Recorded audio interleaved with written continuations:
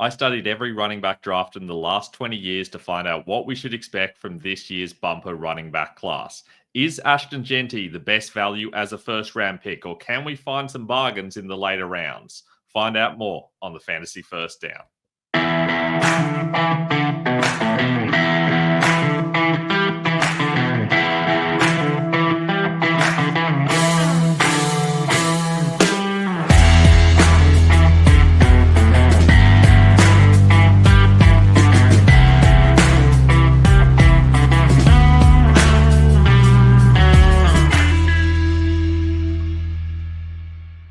I'm Ben Wasley. Welcome to the Fantasy First Down. Today we are talking running backs. Can we find value by looking at 20 years of fantasy data? Well, I've gone through and I've studied every running back drafted in the last 20 years, and I'm going to go into what I found. But first, if you haven't already, make sure you go back and check out my quarterback video.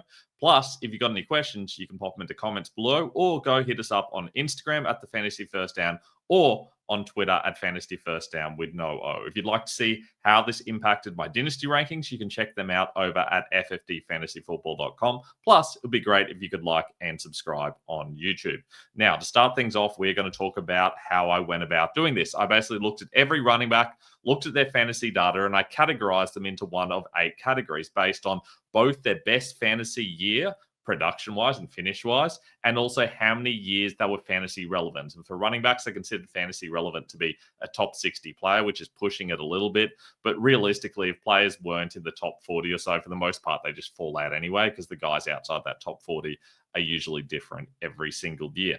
Someone's a superstar if they're top 5 and they're around for at least 5 years, which is quite a long time for a running back. A start is top 10 and at least 4 years, and so on and so forth.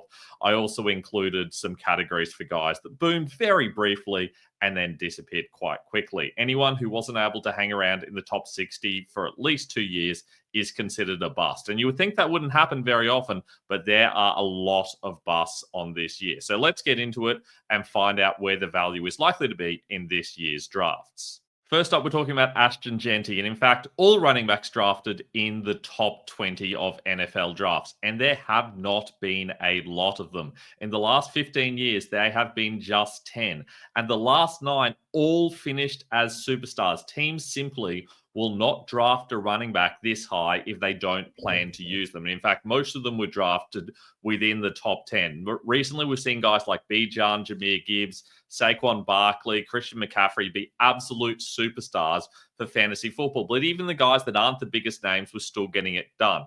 Guys like Leonard Fournette, we're talking about Zeke Elliott, Todd Gurley was huge for a while, and even Melvin Gordon, who was the 15th overall pick, was very productive. Realistically, the last guy who didn't finish in the top 5 at least once for fantasy after being a top 20 pick was Trent Richardson, and he still had a very good year. He still finished in the top 10. He just didn't hang around for long enough. In fact, the last player to truly bust was well over 20 years ago. Realistically, basically since 2005, every player except Jonathan Stewart has had at least one top 10 finish. This is the most secure situation you're going to get with a dynasty rookie. They all hit because they all get the workload. And Ashton Genty will finish inside the top 5, potentially top 10 players at some stage in his career. But will it be in his first year?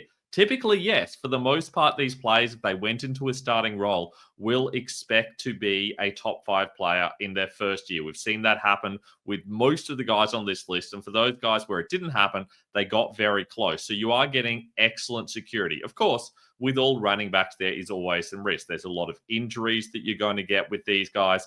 We've seen this with a lot of these players, and it definitely affects their longevity. Think guys like Todd Gurley, who were considered one of the best in football, and all of a sudden you couldn't use him, and he was out of the league. Christian McCaffrey's had some majorly injury-affected years. Saquon's had the same issues. Realistically, if you get through 4 or 5 years without injuries as a running back, you are doing very well. But if Ashton Genty can stay healthy, we are talking about a fantasy start. He does belong as the first guy off the board in your dynasty rookie draft.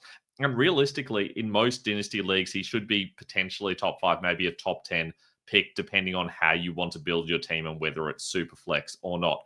As for redraft, he's certainly someone that you should realistically consider in the first round because the workload is going to be huge and his role is very secure. The data backs it up, and I'm feeling very good about Ashton Genty this year. But that's not the only place there is value. If we go back a little bit, we can see from picks 21 to 40, where there were 3 players drafted in this year's draft, there's still plenty of value to be had, but nowhere near as much as for Genty. I think we kind of intuitively know that. We've got Hampton going into a role where he's going to be fighting Najee Harris for touches. Same issue with Judkins, where there's still Jerome Ford hanging around. And Travion Henderson, while he'll probably be the lead back, he does still have Ramondre Stevenson there taking a couple of touches, and don't be surprised if Antonio Gibson is involved as well. And we've seen this happen with a lot of guys drafted in this range. We're seeing guys appear in committees, situations like DeAndre Swift going in there to share touches. Sony Michel had to earn his way forward. We've seen Rashad Penny lose his job to Chris Carson, who was a 7th rounder, of course. That sort of thing does happen in this range, but you also get a lot of guys that just turn up and they're a stud straight away. Guys like Breece Hall, Najee Harris, Travis Etienne all had great first seasons. Josh Jacobs is still doing it. Doug Martin had an amazing first season, for example.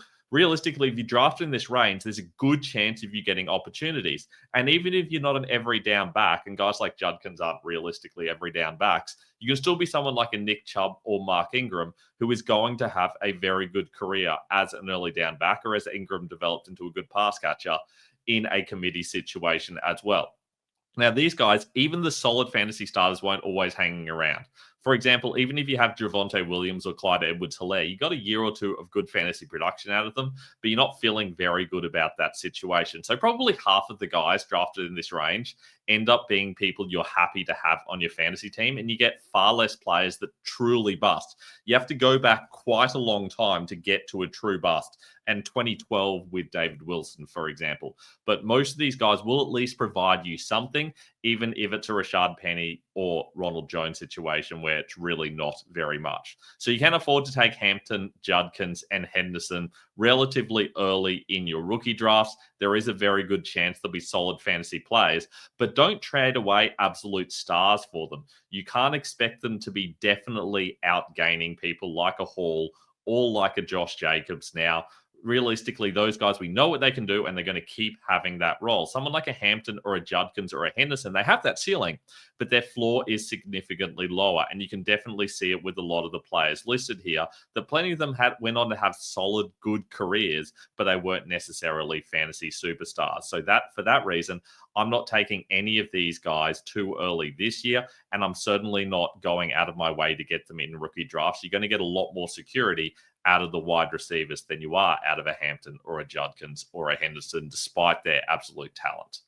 Now, if we go back a little bit more and we see RJ Harvey, whose value just took a big dive with J.K. Dobbins signing with the Broncos. And Dobbins was, of course, someone who was drafted, I should say, into this range. We're talking about a very solid player who's going to come in and have an impact on Harvey. And we can see that was the case with some of these players. Plenty of these guys came into committee situations or indeed into situations where they were true backups. Think about guys like Zach Charbonnet recently, who truly was a backup when he came in. AJ Dillon also came in recently into that situation as a true backup. In fact, a surprising amount of players drafted in this range are now drafted in as a backup who has to earn that spot. And on a lot of occasions, they have been able to do it. Plus, there's plenty of guys who've turned into true superstars. Guys like JT, Dalvin Cook, Joe Mixon have all had massive years. Derrick Henry is arguably the king, according to a lot of people. But you do have to go a lot further back to find those superstar players. Guys like Le'Veon Bell and LaShawn McCoy, they haven't been playing for years, and that's how far back we have to go to find the superstars. Plus, there's just a lot of solid players in here. But no one's getting that excited about a James Cook or a Kenneth Walker on their fantasy roster. So what are the odds of RJ Harvey being someone you really want on your roster? Well, I think it's probably less than 50%. I think there's a good chance he ends up in a committee very early on with J.K. Dobbins. And I also think that we can't totally discount the idea that Jaleel McLaughlin continues getting touches, that Audric Estime might potentially be involved as well. This is going to be an ugly situation for the Broncos. And realistically, Harvey wasn't the best pick in that range anyway. He's not a particularly big player. He's not fantastic click on every down. So I think it's really hard to value him too highly. The ceiling's clearly there. We can see it's happened with a lot of those players, but we knew when these guys were drafted that they were excellent picks at that position. We felt really good about Jonathan Taylor when he came out. Same deal with Dalvin Cook. We knew he was going to be good. Joe Mixon fell mainly because of off-the-field stuff rather than his talent. Derrick Henry is someone that doesn't really have a three-down ability, but he's still a very talented player. That's not the case with RJ Harvey. There's nothing wrong with him, except he's just not a fantastic football player. So this was very high for him to go into this range. And for that reason, I don't feel particularly good about him for fantasy. And looking at that list of players, it should give you an idea of what to expect. I think we're more likely to see him end up in the bottom half of the list than on the top half of those possible outcomes. If we go further down, we can see Caleb Johnson. And for me, he's probably who the Broncos should have taken. I feel like they've got some pass catching options, some smaller guys. I feel like Johnson is a better option. And we can see in this range, you do get a real variety of styles of players. You do get those early down bangers. You get guys like Brian Robinson, who's been perfectly functional for fantasy. David Montgomery, who's obviously very good in a committee role. So you can get players in that range. You can get guys who are at least solid for a couple of years, guys like Damian Harris and Zach Moss, who don't really have that every down ability, but they're still perfectly solid for fantasy. But you're also getting a lot of total busts. Tank Bigsby is not that far away from a Caleb Johnson in how he could be used. Royce Freeman similarly, but realistically, I think Johnson is a far more talented player. He still ultimately, though, goes into a committee situation. That doesn't mean that he can't have success, though. We saw Alvin Kamara, for example, go into a committee and look very good. Devon Achane went in behind Raheem Mostert, and even in his first year, he played well behind Mostert in touches, and yet he was fantastic for fantasy because he's such a talented player. We kind of knew that going in. Even Rashad White, who got an opportunity, ultimately still found himself into a committee situation. It's very rare that these guys will stand out as every down players. Kamara, David Johnson, certainly Kareem Hunt are certainly exceptions, but you're either getting a passing down guy or an early down guy in this situation. Players drafted in this range as running backs are usually seen as backups or committee guys who could possibly emerge into an every down role. I don't think that's the case with Johnson. I think he kind of caps out as an RB2. And for that reason, I'm a little bit nervous about him. Having said that, I also don't think he really compares to someone like a Davis Price or a Trey Sermon, guys that were drafted in this range, but they were serious reaches. This is not a reach. Johnson could certainly have gone earlier and there would have been no complaints. So I feel like he's realistically a correct day two player. It's just that there's limited upside. And for that reason, you don't want to be going out of your way to get him in fantasy. He's someone that you can certainly feel good about rostering in Dynasty, but especially in a PPR league, he is naturally going to be capped. Having said that, we have seen players surprise us and emerge from being what we thought were early down players and turn into every down superstars. As we move into day three, and there's a lot more guys drafted in this range, and I know that people are very excited about the likes of Cam Scatterboo, for example, but it's a difficult path to success here. We've had over 50 players drafted in this range, and I only needed to go 14 years back to find those players, just because so many players are drafted within this range. Obviously, Devonta Freeman and Lamar Miller were, at least temporarily, very successful for fantasy. Lamar fell off due to injuries, but certainly had the talent, and Freeman was good for a long time despite being in a bit of a committee with Tevin Coleman. But you've also got some other solid players who fell off pretty quickly. Ramondre Stevenson, for example. Chase Edmonds didn't really have more than 1 or 2 good years, and he got a whole heap of pass-catching options. This is where a lot of the receiving backs come off the board. Guys like Naheem Hines, Justice Hill, P. Ryan, Tariq Cohen are all mainly receiving backs who don't offer much more. The guys who are seen as potential every down backs either go already or they turn into total busts. And we've seen that with the majority of players drafted in round 4. A lot of them are either drafted purely as a special teams guy who may potentially turn into something like that, or just a pure special teams guy like Nwangwu. But sometimes players do break through. We saw Tony Pollard after a couple of seasons get things right, but it's pretty rare that a player can come in and just be good immediately. So if you're thinking that someone like a Scatterboo or a Tuden is going to come in and become the every down back for the Giants or the Jaguars, I think you really have to think again. There's really not that much likelihood of that happening. There's a lot of things that can go wrong in this situation, and we have seen that over the years, it generally takes those players, firstly, a couple of years to get into that situation. Secondly, it doesn't happen very often. Even someone like Woody Marks, who I really like personally as a talent, all of a sudden has another player in front of him in Nick Chubb signing for the Texans as well. But he is at least one of those receiving backs like a Hines, like a Hill, like a Cohen, who could potentially provide some at least end of bench backup in fantasy and potentially be someone who could turn into an every down player. Because often those receiving guys, if they've got enough size, which Marks does, at least have the potential to be an every down guy. If we move back to day 5 and things get even worse, we have seen some guys have some success recently, people like Kyron Williams and Chase Brown, but it took them time.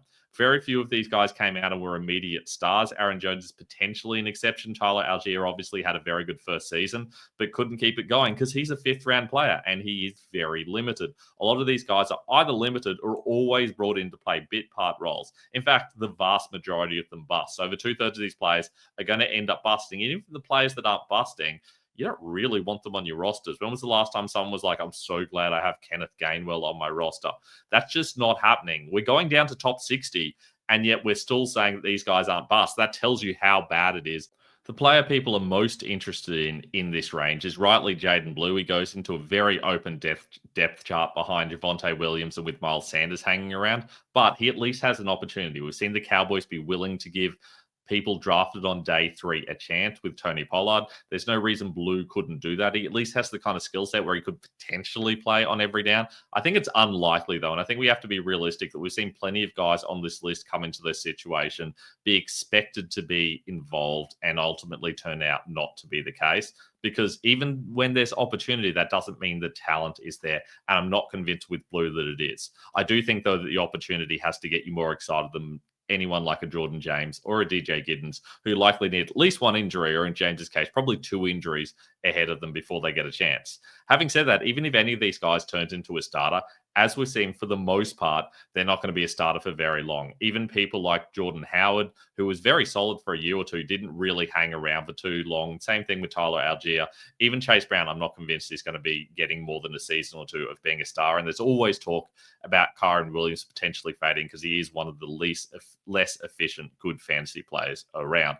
Aaron Jones really is the exception here. I wouldn't be getting excited about getting these guys in fantasy, but at least Jaden Blue is someone that is worth drafting in all types of leagues later on in drafts, because at least there's solid fantasy upside because he might get some volume, because realistically, you cannot trust Javonte Williams. Having said that, if I had to pick between the two, I would still prefer Williams.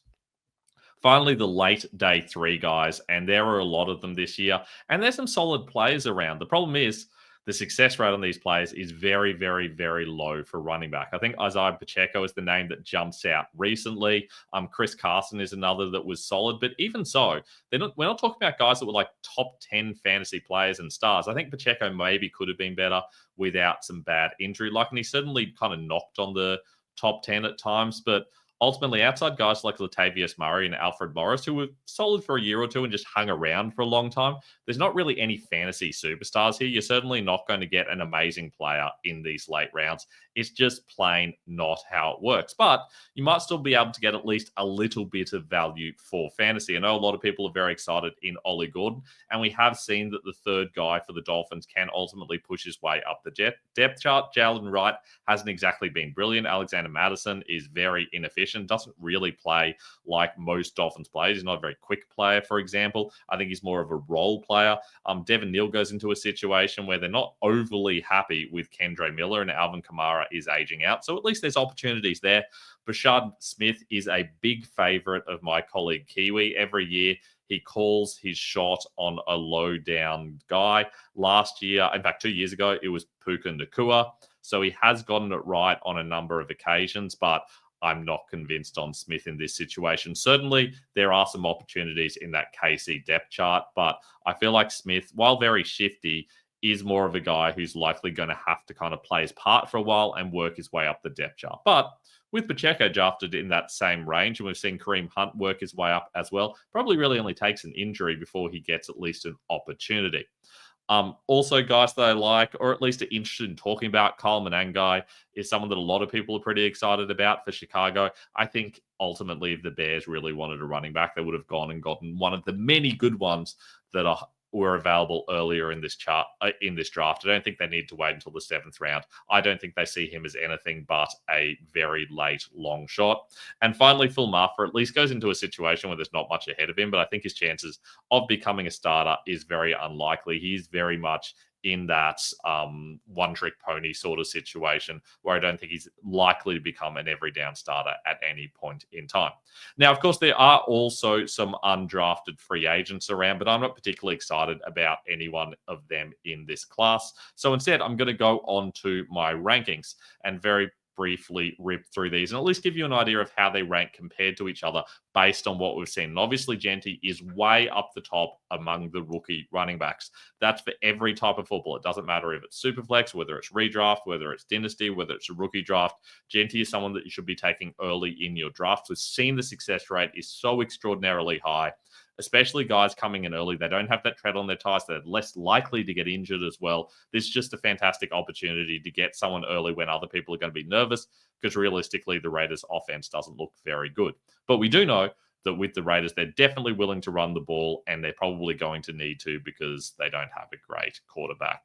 Marion Hampton goes into an awkward situation, and especially for redraft this year, I think that early on in the year, we're going to see a lot of Najee Harris. I do think Hampton, with his talent, is ultimately going to push through, and he could become a fantasy stud. But unlike a lot of guys in this range, I do think that he's someone you're going to have to wait on, and a lot of you won't be happy with that. So it depends on if you're in a win now situation or whether you want to charge for a title immediately. Quinshon Judkins, to me, is someone who's more likely to be successful right now, but he doesn't offer enough of receiving work that I feel like you won't be able to get rid of guys like Jerome Ford and even someone like a Dylan Sampson, who was drafted in that 4th round as a good receiving back. I feel like those two probably ultimately form a bit of a committee for a while, even once Ford is gone. Travion Henderson in an awkward situation where there's still Ramondre Stevenson on a big contract, still Antonio Gibson to do the late down stuff. But we do at least know that Henderson is a very good blocker, and that's typically what New England looks for. Although, well, it wasn't the Bill Belichick days anyway. Wouldn't surprise me if he gets in there early on and gets a lot of early opportunities. The problem is this offense isn't going to be very good initially. It's not really a situation where we expect a lot of check downs. I do think he is going to have to split touches, but he does arguably have a slightly higher ceiling than someone like a Judkins.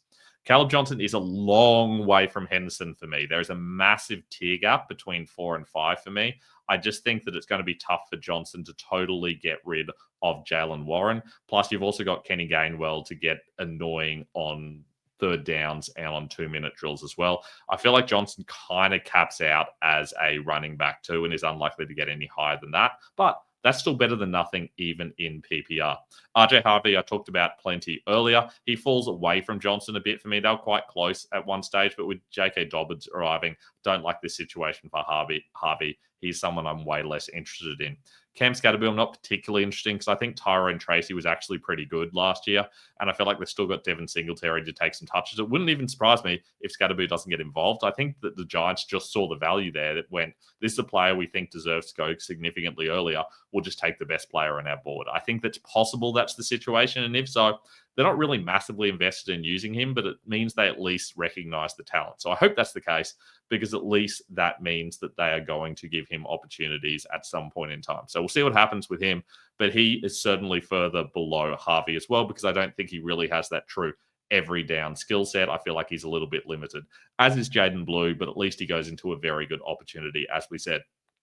Tootin's someone that a lot of people are very interested in because it's so messy in Jacksonville at the moment, with Bigsby and ETN both disappointing last season. But because it's so messy, I don't really want to be a part of that. I don't think that Tootin's going to come in and be better than those two guys. I'm just not convinced that he is. If it was a different player going into that situation, I'd be interested in them, but I think this is going to be a very ugly situation where he might win the lead role, but even if he does, I can't imagine him holding it for very long. Woody Marks I talked about earlier, very good receiving back. I feel like long-term he's someone that can take over from Mixon as that 3rd down back, but don't be surprised if he loses his opportunity for early touches and no longer becomes a handcuff because of Nick Chubb arriving in Houston. A couple of guys later on, Jaquez Hunter obviously joins that ugly Rams backfield. I think the talent's there, personally, and I feel like there's upside, but while Kyron Williams is around, that is concerning. Blake Corum being there and they still take a fourth round guy as a running back is really interesting. It does say a little bit about Corum, but I still ultimately think Hunter is the third guy on this list. Dylan Sampson is significantly more likely to get involved, but unless you're in a particularly deep league, his ceiling is so capped because he's ultimately a receiving back. If you're in a PPR league, I guess he does have a ceiling of potentially being a, I don't know, 20 to 25 on as a running back. And that's not bad. That's certainly going to be useful on a bye week, but I think it's unlikely that he does any better than that. And it ultimately depends on who his quarterback is as to whether being the receiving back is useful. Already talked about Brashard Smith a lot. Jordan James just wanted to mention as probably the third back now in San Fran. We've seen that person can have some value. Christian McCaffrey's aging. Garendo looked good, but again, little bit of an injury issue. San Fran just seems to have a lot of running backs get injured. That could just be a coincidence, but I'm not sure that we can be convinced it is. It might be something procedural. So for that reason, James has a little bit of value there. DJ Giddens could potentially be the number 2 back in Indy, but I think he's probably number 3. I think even if Jonathan Taylor goes down with a serious injury, they probably go out and get somebody. So I'm not convinced that Giddens has a clear path to a role in the near future. Ollie Gordon and Devin Neal, we talked about solid players that I think have an opportunity, but realistically, they're a running back 3 now. Trevor Etienne, I don't really like this pick at all. I spot down Jacksonville, which is just plain wrong. Obviously, he's in Carolina. I don't like that situation. We know that Chuba Hubbard's the main guy. Obviously, they're concerned about the injuries that they've got going on as well, but ultimately, no one's taking that lead role away from Hubbard. I don't like this situation for him at all. Rico Dowdle's still there to be the number 2. Jonathan Brooks probably comes back at some point in time, so the path to a clear fantasy-relevant role for the younger ETN is very unlikely. Kyle Manangai, I talked about. Ja'Cory Krosky-Merritt, I don't mind. At Washington, we know they're willing to give their late round guys at least opportunities. We've seen that with Chris Rodriguez and Jeremy McNichols, who, of course, they brought in as a free agent. No reason this guy can't become at least their number 3. And I can imagine that Robinson and Eckler might not hang around for too long. So there is an opportunity, if he plays well, for him to rise up. He's very much a late bench stash. And that's all I've got for the running back show and what we should expect. If you haven't already, please like and subscribe. And if you've got any questions, hit us up in the comments or on Twitter or on Instagram. Our full rankings are over at ffdfantasyfootball.com. And of course, I will have a wide receiver and tight end show coming out soon as well. I look forward to catching you for that in the coming days.